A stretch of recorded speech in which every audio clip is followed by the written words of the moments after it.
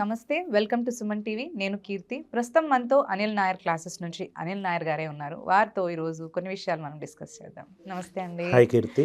Sir, ఇప్పుడు మనకు నార్మల్గా చాలా మంది స్టూడెంట్స్ కాంపిటేటివ్ ఎగ్జామ్స్ అటెండ్ అవుతూ ఉంటారు. ఇన్ని కాంపిటేటివ్ ఎగ్జామ్స్ రాస్తున్నా కానీ చాలా మంది పర్సంటేజ్ ఫెయిల్ అవుతూ ఉంటారు. ఎందుకంటారు? చాలా మంది students what you said is actually a burning problem. కొంతమంది students 2 years 3 years 4 years prepare అవుతారు. వెనకకి తిరిగి చూసుకుంటే ఫెయిల్ అవ్వడము అనేది నాకు ఒక నెగటివ్ వర్డ్ కాకుండా ఏరియా ఆఫ్ ఇంప్రూవ్మెంట్, ఎక్కడ ఇంప్రూవ్ కావచ్చని కొన్ని ఇన్పుట్స్ చెప్తాను. ఫస్ట్ అండ్ ఫార్మోస్ట్ థింగ్ ఏంటంటే, ఒక స్టూడెంట్ ఒక కెరీర్ పాత్ అనుకున్న తర్వాత ఫస్ట్ ఎగ్జామ్ సిలబస్, ఆ ఎగ్జామ్లో ఏమేమి సెక్షన్లు ఉన్నాయి, ఏమేమి వెయిటేజ్ ఉంది, ఆన్లైన్ ఎగ్జామా ఆఫ్లైన్ ఎగ్జామా, శాంపుల్గా ఒక టెస్ట్ అటెంప్ట్ చేస్తే బాగుంటుంది. పాయింట్ అది ప్రాబబ్లీ అక్కడ చేయకుండా ఈ societal pressure, peer pressure, family pressure దాంతో జాయిన్ అవుతారు. సెకండ్ థింగ్, అన్నీ అర్థం చేసుకున్నారు, టీచర్ని చూస్ చేసుకోవడం. జనరల్గా ఇప్పుడు ఈ సోషల్ మీడియా వచ్చిన తర్వాత కొన్ని రాంగ్ ఇంప్రెషన్స్ స్టూడెంట్స్ ఫామ్ చేసుకుంటారు. Young faculties unless and until they are exceptionally good in content, తక్కువ ప్రైస్కి వస్తుంది అని చెప్పి తీసుకుంటారు, చూడరు, 2-3 వీడియోలు చూస్తారు, డ్రాప్ అవుతారు.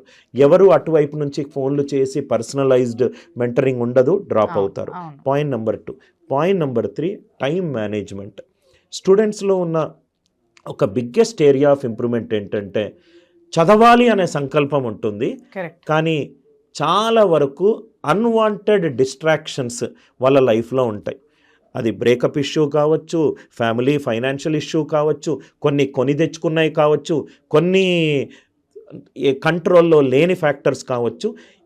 వాటన్నిటికీ కొంచెం లోన్ అయిపోయి డిస్ట్రాక్షన్కి వెళ్ళిపోతారు. పాయింట్ నెంబర్ 3 ఏంటంటే, ఈ ప్రాక్టీస్ అనేది చాలా ఇంపార్టెంట్. ఒక మహానుభావుడు అన్నట్టు ప్రాక్టీస్ మేక్స్ మ్యాన్ పర్ఫెక్ట్. నా ఉద్దేశంలో ఆ లైన్ తప్పు. Perfect practice makes man or woman perfect. Perfect practice లేకపోతే, ఎస్పెషల్లీ మ్యాథ్స్ లాంటి టాపిక్స్లో కీర్తి, మనము ఎంత ప్రాక్టీస్ చేస్తేనే అంత కాన్సెప్ట్ మనకు అర్థమవుతుంది. అలా చేయకుండా ఒకేసారి వింటే స్టాటిక్ టాపిక్ అర్థమవుతుందో కానీ మ్యాథ్స్ మాత్రం అర్థం కాదు. Point number 4, consistency. లైఫ్లో నేను బాగా ఇష్టపడే క్రికెటర్ సచిన్ టెండూల్కర్, రాహుల్ ద్రవిడ్. ఎందుకు అనంటే, సచిన్ టెండూల్కర్ వినోద్ కాంబ్లీ అంత గొప్ప క్రికెటర్ కాదు, కానీ తన 20 సంవత్సరాల నెట్ ప్రాక్టీస్లో ఒక 2-3 సార్లే లేట్గా వెళ్ళాడు. Rahul Dravid is consistent. ఇనీషియల్గా తన క్రికెటింగ్ జర్నీలో రాహుల్ ద్రవిడ్ని ఇతను వన్డే మ్యాచ్లు ఆడలేడు అని అన్నారు, but at the end he retired as the wall of Indian cricket. Kapil Dev తన ఎంటైర్ క్రికెటింగ్లో చాలా తక్కువ నో బాల్స్ వేశాడు. ఇమ్రాన్ ఖాన్ చాలా తక్కువ నో బాల్స్ వేశాడు. ఏదైనా పనిలో కన్సిస్టెన్సీ లేకపోతే పని హాల్ట్ అవుతుంది. మనం 2 రోజులు బాగా చదువుతాము, 3వ రోజు చదవము. ఆ 3వ రోజు చదవనప్పుడు ఏదో మిస్ అయ్యాము అనే ఒక సెల్ఫ్ హర్ట్ లేకపోతే మనం డిస్ట్రాక్ట్ అవుతాం. 4వది చాలా ఇంపార్టెంట్ ఏంటంటే, ఎస్పెషల్లీ నిరుపేద కుటుంబం నుంచి వచ్చిన వాళ్ళకు, మీకు బయట సినిమాల హీరోలు అవసరం లేదు. మీ ఇంట్లో మీ నాన్నే హీరో, మీ అమ్మనే హీరో. పొద్దున ఇంటి పని చేస్తూ మనం చనిపోయేంత వరకు మనకు ఫ్రీగా సేవ చేసే తల్లిని చూసి మనం నేర్చుకోవాలి. తనకంటూ ఏం గోల్స్ లేవు. మనం పుట్టినప్పుడు తల్లి మనల్ని చూసి, నేను కానిది నా కొడుకు చేయాలి. ఒక కూలి తన కొడుకుని కూలీ చేయాలనుకోడు. ఒక ఆటో అతను తన కొడుకుని నువ్వు చదువు, నువ్వు ఎంత కష్టం ఉంటే అంత చేస్తానన్నారు. వాళ్ళ కష్టంని గుర్తించి వాళ్ళు ఏదో విలేజ్ నుంచి ఏదో ఒక కోర్సు నేర్చుకొని ఇది చెయ్యాలి అనే కసి మనలో లేకపోతే, బర్నింగ్ డిజైర్ టు సక్సీడ్ అనేది చాలా ఇంపార్టెంట్ లైఫ్లో. మేడం క్యూరీ ఉంది, రేడియం డిస్కవర్ చేసేటప్పుడు తన చేతులు కాలిపోయిన టైంలో తన డిసైపుల్ అడిగాడు, మేడం చేతులు కాలిపోతుందంటే, కాలిపోయేదే నా చేతులు, కానీ నేను ప్రపంచానికి ఒక గొప్ప రేడియో యాక్టివ్ ఎలిమెంట్ ఇస్తుంది అని అన్నారు. అంటే ట్రైన్ నుంచి తోసేసిన ఒక మోహన్ దాస్ మన ఇండియాకు వచ్చి మొత్తము బ్రిటిషర్స్ని ఇండియా నుంచి తోసేసి మహాత్మాగా పేరు తెచ్చుకున్నారు. వీళ్ళందరూ ఆర్డినరీ ఇండివిజువల్సే. వీళ్ళు ఏదో వేరే ఏలియన్స్ నుంచి వచ్చిన వాళ్ళు కాదు. టీచింగ్లో కాన్ఫిడెంట్గా చెప్పలేని ఒక మహిళ మదర్ తెరిసాగా మారింది. అంటే వీళ్ళందరినీ చూసినప్పుడు నేను లైఫ్లో అనుకునేది, టాలెంట్ కూడా కాదు, self motivated consistent directed self motivated effort ఉండాలి. మొత్తం ఫెయిల్ అవ్వడానికి ప్రతి ఒక్క స్టూడెంట్కి నేను చెడుదారిలో వెళ్తున్నాను అని చెప్పి ఇంకోటి చెప్పాల్సిన అవసరం లేదు. తన లైఫ్ ఎక్స్పీరియన్సెసే తను ఏదో ఒక్క చోటగా కూర్చొని ఆలోచించినప్పుడు నాకు 10th 97% నుంచి గ్రాడ్యుయేషన్ 52%కి వచ్చింది అని ఎందుకు అని ఆలోచించుకుంటే చాలు. నేను బాగా బిలీవ్ చేసేది, మనలో ఒక పర్సన్ ఉన్నాడు, ఆ పర్సన్ ప్రతిసారి మనతో మాట్లాడుతున్నాడు. ఆ పర్సన్ చెప్తూ ఉంటాడు, ఈరోజు నువ్వు టైం వేస్ట్ చేసావు, బ్యాంక్ 2nd ఇయర్ టైం రాస్తున్నావు, SSC CGL 3rd టైం రాస్తున్నావు, గ్రూప్స్ కని IAS కని 2 లక్షలు పే చేసావు, కానీ నెల రోజుల తర్వాత సినిమాలు అని చెప్పి క్లాసెస్కి రెగ్యులర్గా వెళ్ళట్లేదు. అది అర్థమయ్యేసరికి 30 ఏళ్ళు అవుతుంది. దాన్ని చాలా స్ట్రగుల్ ఫేస్ చేస్తున్నారు. బేసికల్గా లైఫ్లో ఏదో ఒకసారి కీర్తి లైఫ్లో ఫైట్ కొట్టాలి. మనము బయటికి వచ్చేటప్పుడు మన అమ్మ 9 నెలలకు మనకు ఎంతైతే పెయిన్ఫుల్ నుంచి మనం బయటకు వచ్చామో అది మనకు ఎగ్జాంపుల్. అంటే ఇంత కష్టపడే నేను బయటకు వచ్చాను, కష్టంని నేను మర్చిపోయాను అని అనుకున్నప్పుడు స్టూడెంట్స్ ఈ కొన్ని ఏరియాస్లో మాత్రము సెల్ఫ్ టాక్ అనేది చాలా ఇంపార్టెంట్. సో ఏమైనా సర్టన్ స్ట్రాటజీస్ ఫాలో అవుతే వాళ్ళు ఫెయిల్ అవ్వకుండా ఉంటారు అనేది ఏమన్నా ఉంటాయి? నేను బాగా నమ్మేది కీర్తి, లైఫ్లో ఒక దాని మీద పిచ్చి ఉండాలి. పిచ్చి లేకపోతే పని చేయలేం.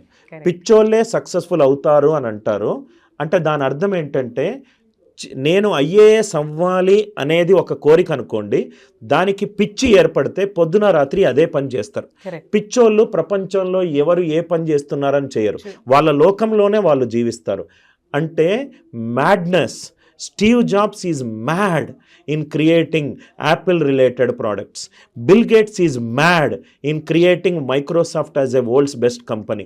మనకు చేసే పనిలో పిచ్చి ఉండాలి. అంటే నేను బ్యాంక్ ఎగ్జామ్ 2025లో కొట్టాలి అనే పిచ్చి ఏర్పడ్డప్పుడు బయట నుంచి ఎక్స్టర్నల్ డిస్ట్రాక్షన్స్ని నువ్వు అసలు ఆ విండో ఓపెన్ కూడా చెయ్యవు. ఎందుకంటే లైఫ్లో ఒక స్టేజ్లో మనము కాలేజ్ నుంచి బయటికి వెళ్ళినప్పుడు మనకు అర్థమవుతుంది, బయట సొసైటీ ఈజ్ వెరీ కాంపిటేటివ్. ఆ కాంపిటేటివ్నెస్లో మనము వాళ్ళను అవుట్ స్మార్ట్ చెయ్యాలి అని అంటే మనకంటూ ఒక సెల్ఫ్ డిసిప్లిన్ ఉండాలి.